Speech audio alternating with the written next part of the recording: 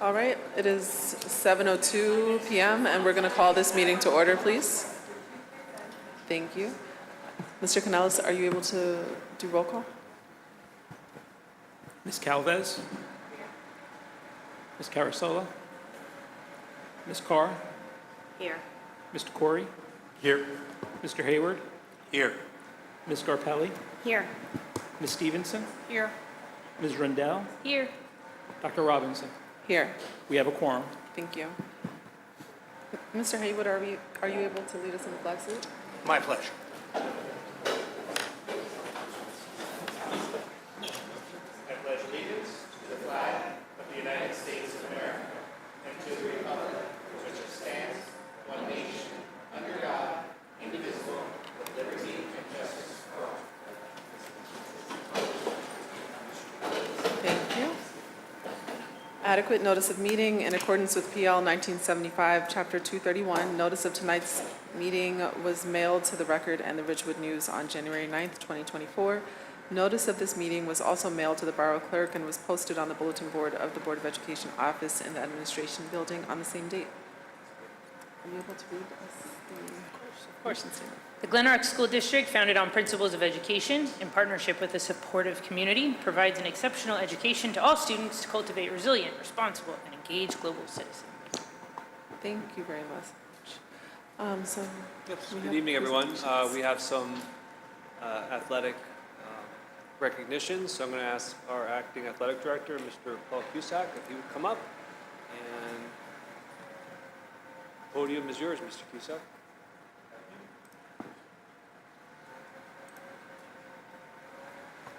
Good evening.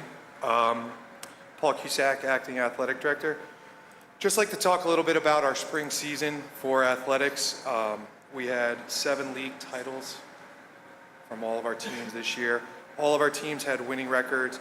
We had athletes recognized at the league, the county, and the state level, and one athlete actually compete at the nationals for track and field. So we had a very successful season overall. We did have 3 teams that received the Bergen County Coaches Association Team of the Year. So what I'm going to do is just talk a little bit about each of those teams and call up any athletes who are here from those teams to give them some recognition. So our first team was our boys tennis team. Our boys tennis team went into the season as 3-time defending state sectional champions. Is there anyone from the tennis team? I think we have mostly baseball players. Okay. Coach Zimmerman was unable to attend, but the boys tennis team went into the season as a 3-time defending state sectional champions. Team went in and had another successful season this year with an overall record of 19-3. In addition to league champions, the team won their 4th state sectional title in a row, which is very difficult to do. So our seniors on that team have won the state sectional title all 4 years that they were in high school, which is a great accomplishment. Every player arrived at the start of the season ready to play high-quality tennis. The team's goal was to win the sectional title, and with the combination of returning players from last year plus the addition of great talent moving up, Coach Zimmerman knew that good things would happen. The team was prepared, determined, and focused to see it through. They accomplished their goal, and as a result, they were awarded the Bergen County Team of the Year. So, are there any?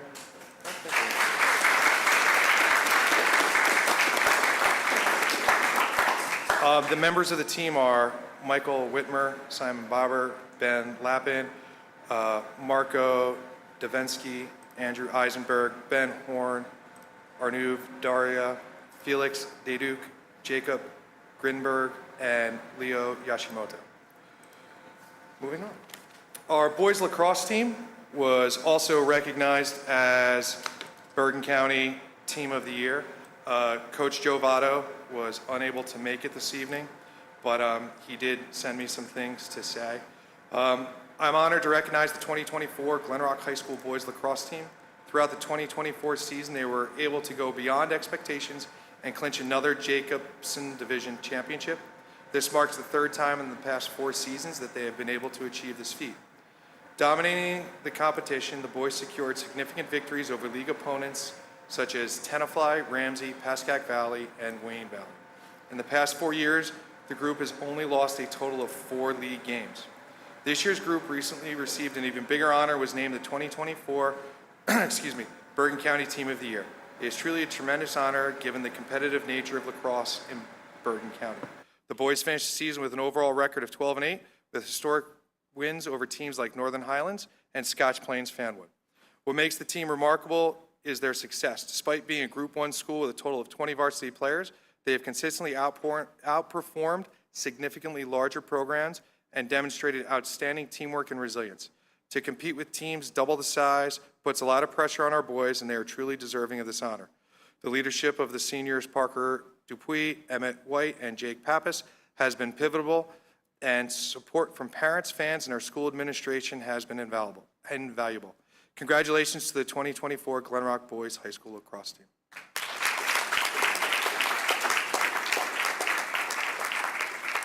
The members of the team are Parker Dupuis, Emmett White, Michael Flacavento, Cooper Consoli, Will Corey, Brennan Scosi, Jake Pappas, Jake Burstner, Tyler Bosin, William Rigolovitz, Alex Knight, Ryan Lochran, Kieran Olendike, George Deely, Joshua Kim, Matt McCarthy, Ronan Dunn, Bruno Lavosi, John Iachetti, Eric Baru, Joe Silva, Matthew Gray, Liam Rickett, Mason Weiss, Frederick Blatt, Matt Walsh, Michael Tillman, Ronan Hurricane, and Liad Wolf. And our third team that received Bergen County Team of the Year was our boys baseball team. Coach Spilleri was not able to be here tonight, but Coach Kresh is going to say a couple of words about the boys. Yep.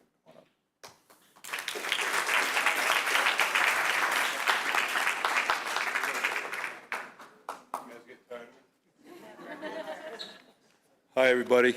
Again, I've been called in as the relief pitcher again, but that's okay because I'm involved with a great program. Our boys are back there. We got a good turnout today. First of all, you know, they talk about spring sports in Glen Rock. You got to talk about all the sports in Glen Rock. You walk around with Glen Rock and you are very, very noticed, and we are a unit of measurement from soup to nuts. We might not win a lot of championships, but when we walk around, we have respect from everybody out there. That's academically and sports-wise. Okay, so I'm very, very proud. I've been coaching football here, let's just say when Jimmy Kerrs had hair. That's how long I've been here. And, you know, it's a real honor and privilege to be with us with this program, and I love these guys, and I love the parents. And remember, you know, it doesn't take just a coach, it takes a community to build the program. So whatever you're doing, keep doing it. I live in Hawthorne, I'm on the other side of the tracks, and they are very, very jealous of us. They really are. They love beating us, but that's okay. As far as the team goes, incredible year, great run, rotten ending. It's not where you start, it's where you finish. We lost in the counties to St. Joe's, unfortunately 3-0, and they went on to win it, and the counties. And then we lost to Pascagoula Valley in the states in the quarters, or semis, boys, help me out. Quarters, and they went on to win the whole thing. So we lost to the two champs, which I'm very, very proud of. I'm a sore loser. I was rooting for both of them to lose, but on the other hand, we lost to the champs. And Pompton actually won the Group 1, and we've beaten them 4 times in 2 years, and we've 10-run them twice. So we don't really respect them. So Coach Spitt does an incredible job. We're back-to-back champs. He also got Coach of the Year, and that's not by accident. And again, it's a community. As Matt DeStasso said, it's all of us, Coach. Right, Matt? Okay? He said that it's just not one guy here. We just don't have one guy. Everybody has their role. Everybody has their place. And I was wondering what kind of a team we were going to have, and it was maturity, it was leadership, it was camaraderie, and unselfishness, and that's one of the reasons why we did so well. Just a couple of things. Seniors, stand up. These guys are going to be very successful. There's not too many guarantees in this world. I guarantee you these guys will be successful. Matt, with the blue short, the shortest one there, he's going to Sales College. He's going to play with his brother. He is the, you ready for this? The leading hitter in the state. He had the most hits in New Jersey this year. And that was 50, actually 52 because he played in the All-Star game and got 2 more. He's going to Sales. Wolfie is going to Tennessee, and he actually got his name in the paper today for a 2.33 ERA. Ethan, who is a drummer, I want you to know something. We have a very unique group here, too. He is a drummer. He's going to Vermont. I don't even know what he's majoring. I can't say their majors. G is going to Fordham, and that's a new thing right now. And he's going to, well, he was going to go to New Haven, right? Hartford, sorry. Now he's going to Fordham. Ollie is going to Emory College. What are you going to major in? Please tell me. Neuroscience. All right, forget you, okay? I just hope that one day when I'm on the table and he's got the scalpel, I'm just remember I treated you right. And our diamond is going to Cuse, which is Syracuse. What are you majoring in? Sport analytics. Okay, so these are our leaders, and I guarantee they will be successful. Here's another unique thing, too. 1, 2, and 3 are in a band, and our other guy, Danny, is not here, and they just did an article on you guys. We have our own Beatles here. They're pretty darn good. So I'm very, very proud of these guys here. Our other guys over there, that's our youth right there. Ryan, stand up. This is Loren. I can tell them apart. It took me 3 years. Casey, stand up. Okay, Big Pete, stand up. Pete actually was 5th in the state in home runs, and he was actually tied for 4th with RBIs. Nick was also in all counties, stand up. He was 8-1 this year. He just came back from a showcase down south. Red, stand up. Now, Red and Pete are twins. Don't ask me, okay? But he's a tremendous second baseman. Hopefully he'll be a next-level player. We have a new kid on the team. The blonde, will you please stand up? Oh, that's Wyatt. I'm sorry. Wyatt just got back from a tournament in baseball, played 3 games. He's on the soccer team. He's going to be the next you. I'm guaranteeing that's the guy right there. That's who you want to emulate right there. Vino, please stand up. This guy here, in my opinion, was our most valuable person. He didn't want to catch. No, I don't want to catch. I'm not going to catch. And probably the 3rd day, I think it was a conspiracy. They broke our catcher's hand. We asked him to go behind the plate, and he caught the whole year for us. And he did an incredible job. So it's not about, they say in sports builds character. My friend did also expose his character. And you know what? You're top notch, man. I'm telling you right now. You really are. It's a unit of measurement. Ben, our best dressed baseball player, he always looks good. See, everybody's got their shirt out. He's got it tucked in. You just make us look awesome. Thank you. Tennant, stand up. He's our catcher that broke his hand this year. So he'll be back next year. And Vino's going, thank God. I hope he's going to be healthy. So again, we had a tremendous year, back to back. I'm hoping that we do it again next year. And am I forgetting anything, Coach?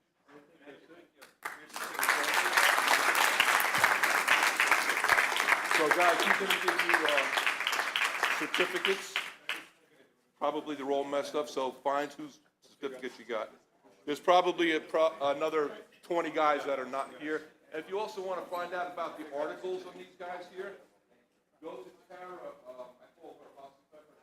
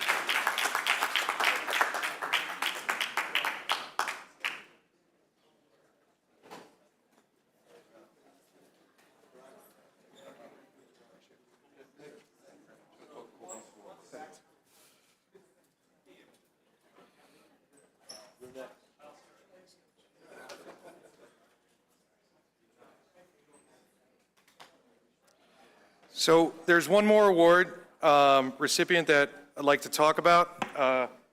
Coach Kyle McCourt, I know you're back there. If you could come up here, please.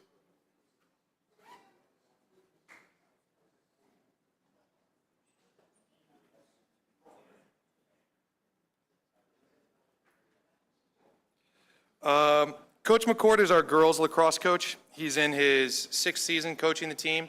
The team had a great season. They were 18-4, which is the best record in school history for the program. They were the Freedom Red Division champions. Team had a great season. They had multiple big overtime wins, 12-11 versus Morris Knowles and 11-10 versus Saddle River Day, giving them big wins throughout the season. I know that they repeated as league champions, correct? And the team then went on to the state tournament where they, in their first 3 games, outscored their opponents 45-11, also posting a shutout. Coach has done an excellent job of building this program up over the last 6 years so that the girls were able to, for the first time this year, compete in the state sectionals in the history of the program. Girls had a great game against Powerhouse Mountain Lakes. Unfortunately, they didn't win, but they composed themselves. They played with, pride, and they did an excellent job this season. As Coach Crush was saying, there's a lot that goes into this, and as a result, Coach McCourt was recognized as the Bergen County Lacrosse Coach of the Year for women's lacrosse. So, round of applause for Coach. Thank you.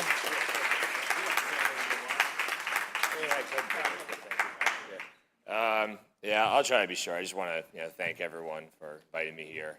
It feels honored to serve this community. It's a very special place to me. I want to thank the team. They worked really hard this year, and also for the future as well as assistant coaches. And then last but not least, I want to thank my family. I do believe that's important to me. So, they've had my support throughout the years that I've had here, and hopefully even more from years from now. So once again, thank you very much.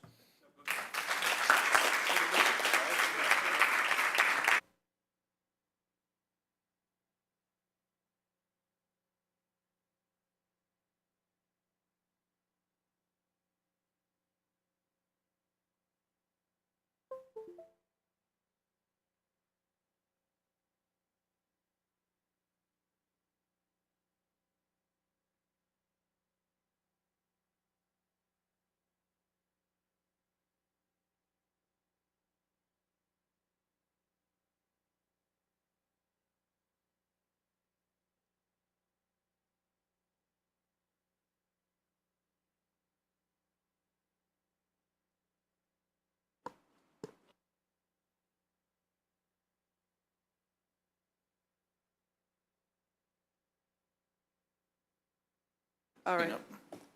So we're getting the screen? He's Okay. working on it right now. All right, so next on our agenda is the NJGPA results, presentation by Mr. Van Nest. So this is going to be a really quick presentation. It'll come up behind me in a second. But the NJGPA is the graduation test that the state has been doing for 3 years now. The first one, they didn't count towards graduation, but starting last year they did. And real quickly, it's designed to measure graduation proficiency assessment is what it is. It sounds like it is. It's English, language arts, and math. Nothing's really changed as far as the regulations and such. They take the test in, it's administered to all 11th graders. It's based on grade 10 standards is kind of where it is. The reporting of this has to be done within 60 days of us receiving the scores. We receive them. Our next meeting is just after the 60, so I wanted to get it in today to make sure that we are pleasing everybody. One of the things we have to report on is participation rates. All of our kids took it, 100% participation rate, which we've done, I think, the last 3 years.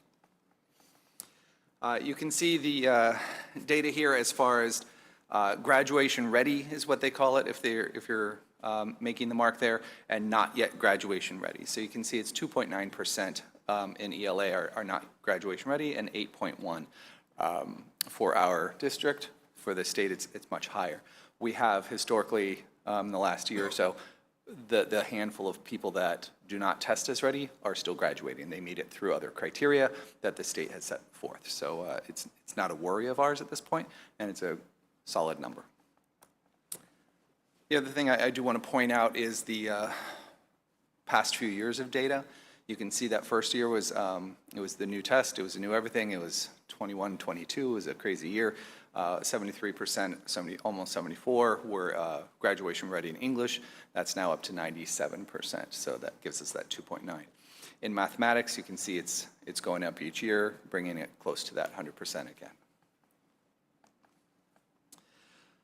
Here we have it, oops, did not advance. We have it broken down by the subgroups that we need to report on. The subgroup reporting sample size has to be, I think it's 15 students, so if it's below that, we're not allowed to share that data. There's a little bit of a gap there with ELA to the students with IEPs. All the rest are fairly tight.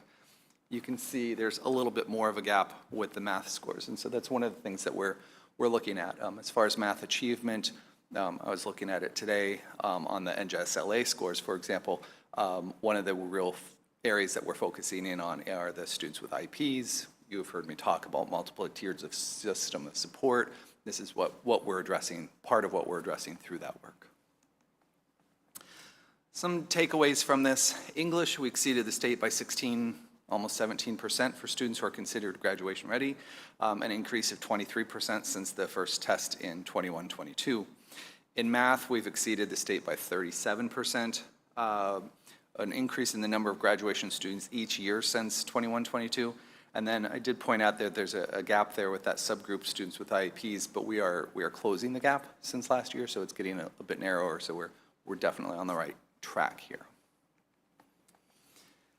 Some intervention strategies, things that we're continuing to work on. You've heard me talk a lot about this over the time. Continuing to work to support our co-teaching initiative at all levels with a lot more support within the classroom, less reliance on resource room and pulling students into more restrictive environments. We're continuing our professional development, especially for the high school teachers, looking at co-teaching and looking at bringing in experts, bringing in workshops for math especially and language arts as well. And we're continuing, you've heard me talk multiple times about aligning the courses to state standards, including related disciplines.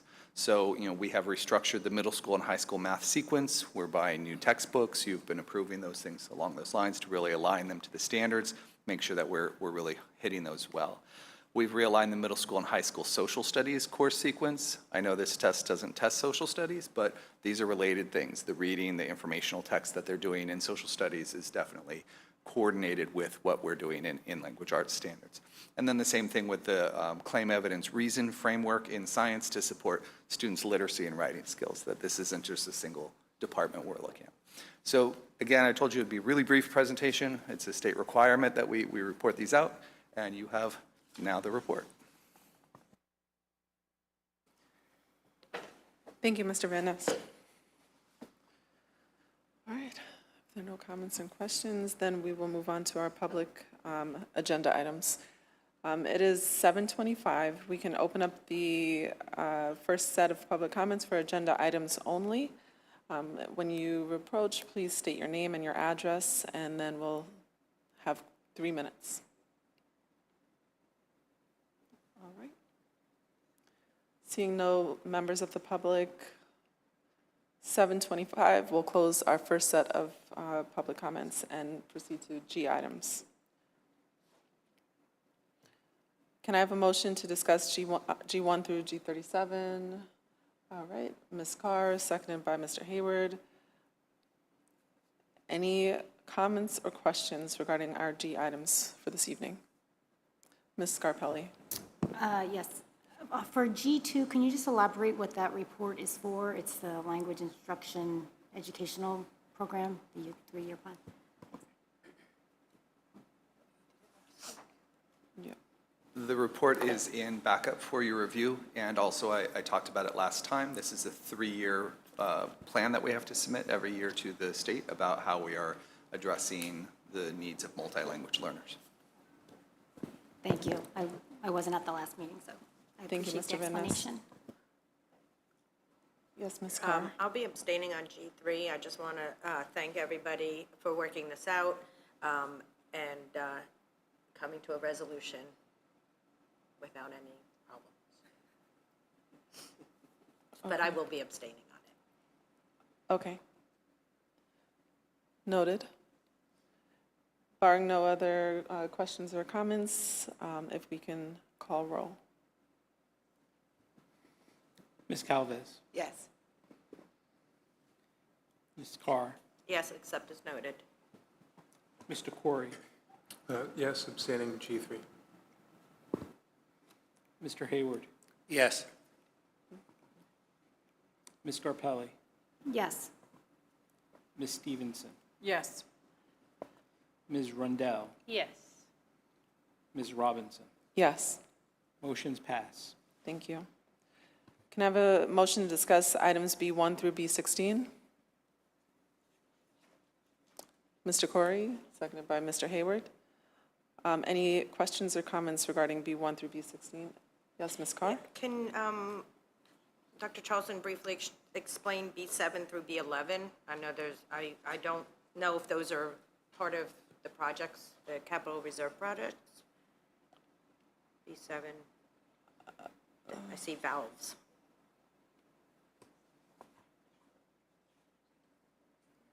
B7. Briefly explain B7 through B11? We would appreciate if we can get questions ahead of time so we can prepare for answers. The board had the agenda since Friday afternoon, and we're just getting questions at the meeting. Generally, the board asks questions, sends us questions the night before. Regardless, regarding B7, B8, B9, B10, and B11, those are all related to the ESIP. All right. Ms. Scarpelli? And is B12 is related to that as well? It's the US Omni, and what is that related to? Did that come up? I wasn't at the last meeting, and I watched it. I just didn't hear if that was discussed. B12, the third-party administrator for the district's 403B. So those are the Is that related retirement to- plans Okay. for employees, and they have to have a third-party administrator. I'd just like to clarify that if I wasn't a trustee and I was standing at the board, I would have questioned that. So for you to say that to me is unacceptable, whether I ask for it here or not, or in an email, okay? Sure. It would also, as we've shared many times, it's courteous to give the superintendent, business administrator, and assistant superintendent a heads up on questions that trustees ask prior to the meeting. We've asked for that several times, and we would appreciate that going forward. Questions from trustees should come at least from them by Well, I Sunday never had night, so any we can have questions that. before because we used to have the weekly email, which was very helpful, but we don't get that anymore.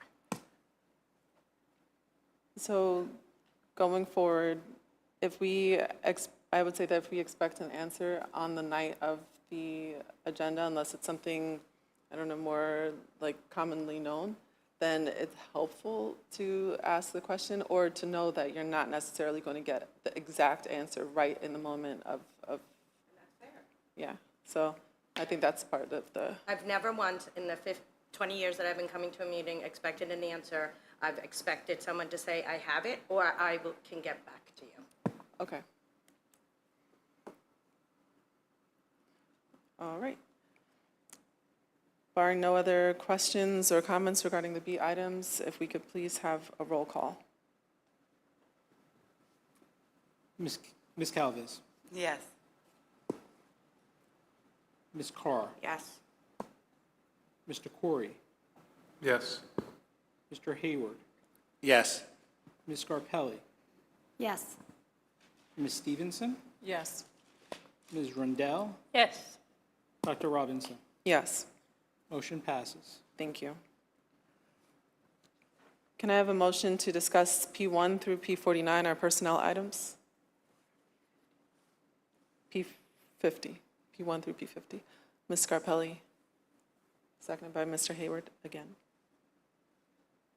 All right, As a reminder, for P50, yes. the resolution will say, be it resolved that the board, upon recommendation of the chief school administrator, accepts with regret the resignation of the following staff member for retirement reasons in accordance with the provisions of the GRBOE, GREA renegotiated agreement. That's for Ms. Deborah Brolzma, special education teacher at the high school, and the effective date of retirement will be June 30th, 2024. That's P50. Thank you.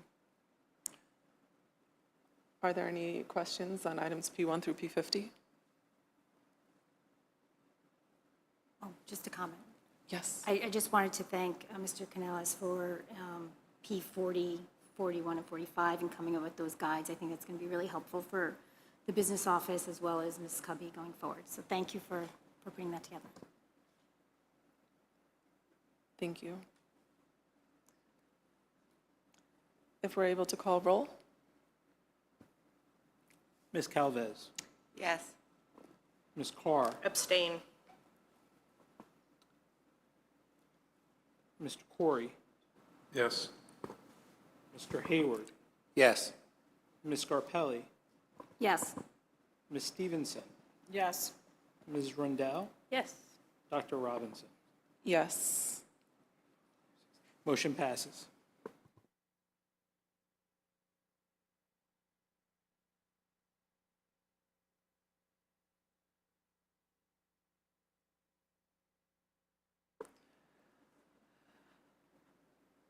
Okay.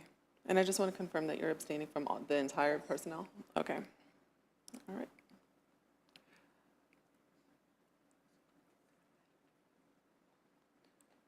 All right. Now moving on to our HIB resolution. I need a motion to affirm the decision made in the GRMS HIB 267518 and GRMS HIB 267390 as reported by the Chief School Administrator during the June 10th closed work session. All right. Oh. Yeah. To affirm, yeah. So now we do this roll call, or do I need to? All right. I have a motion on the table by, sorry, Ms. Rundell, and I need a second. Mr. Hayward? All right, and can we please call roll? Ms. Calvez, Abstain. Ms. Carr, Yes. Mr. Corey, Yes. Mr. Hayward, Yes. Ms. Scarpelli, I'll be abstaining since I wasn't at the June 10th meeting. Ms. Stevenson, Yes. Ms. Rundell, Yes. Dr. Robinson. Yes, Motion passes. thank you. Below, you'll find our vandalism, suspension, and HIB reports. And then we have a second set of public comments on all items. We can open up the public comments at 7:35 p.m. All right.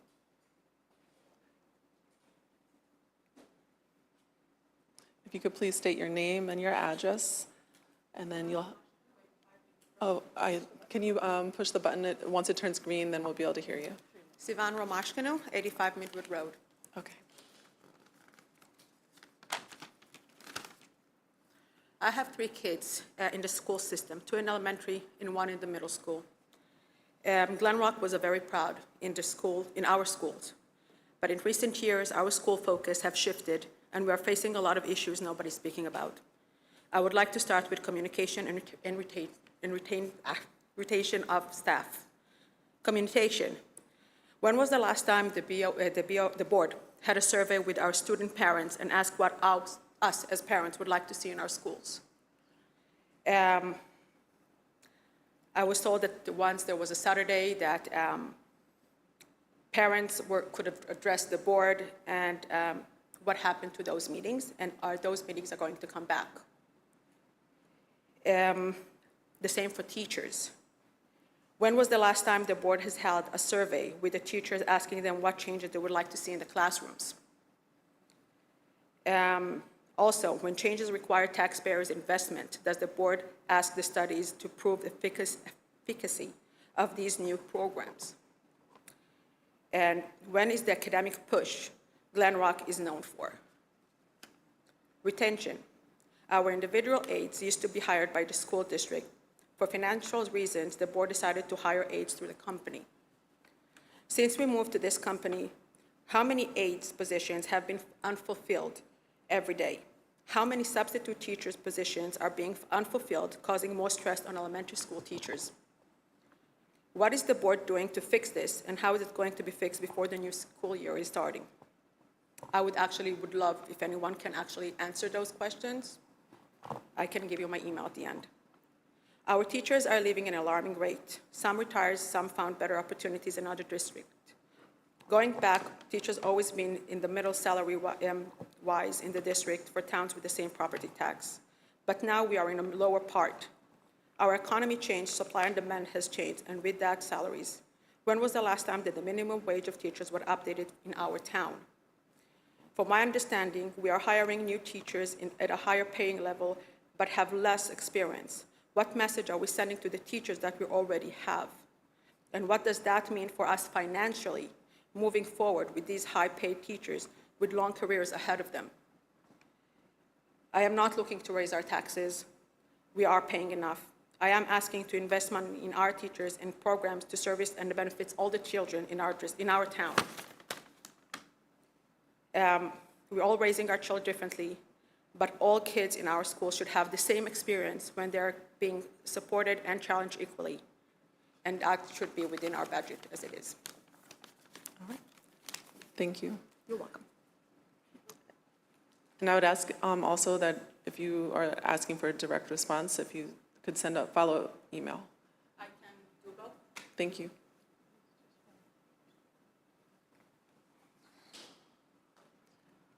All right. Barring any other public comments? All right.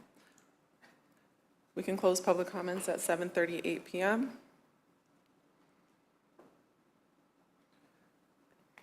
Anything for old business?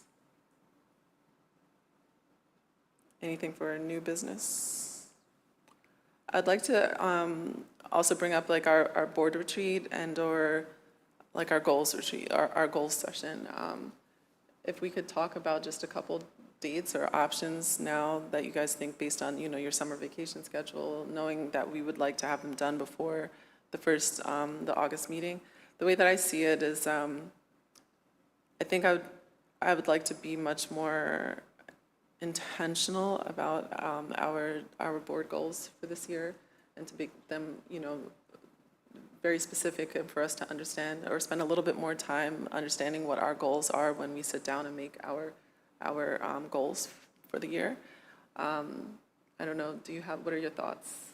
And does anyone have any dates that they're thinking about? We have done it before where we can do it like before the meeting and sit down, or we can do it on like a completely separate day and just discuss goals and not necessarily have that time pressure of doing it before the meeting and have a broader discussion. So I would prefer it be a separate day. I think that was very rushed to have it right before the meeting. So I know people all have different vacation schedules, and that's the tricky part. But I think if we can make it work on a separate day, I think that would be the best way to proceed. And then when we get to that first meeting, we can have a rough draft of where we're headed. I actually agree. Can I just, for time's sake, instead of trying to find a date right now, can you just throw us out some dates and we'll do it? How about I send it, I'll even send it through email, or give a link for voting. We can maybe put all, a doodle or something like that. And then we can see. I think that'll be technology a little easier, okay? All right, so are we in favor of having, I guess maybe just a straw poll, same day or separate day? So separate day.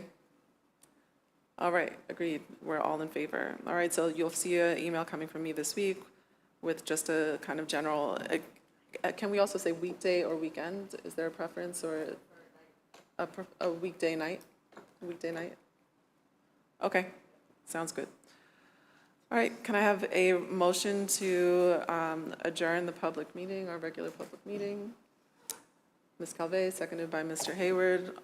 Okay, we are adjourned at 7:41. All those in favor, say aye. Any opposed? None.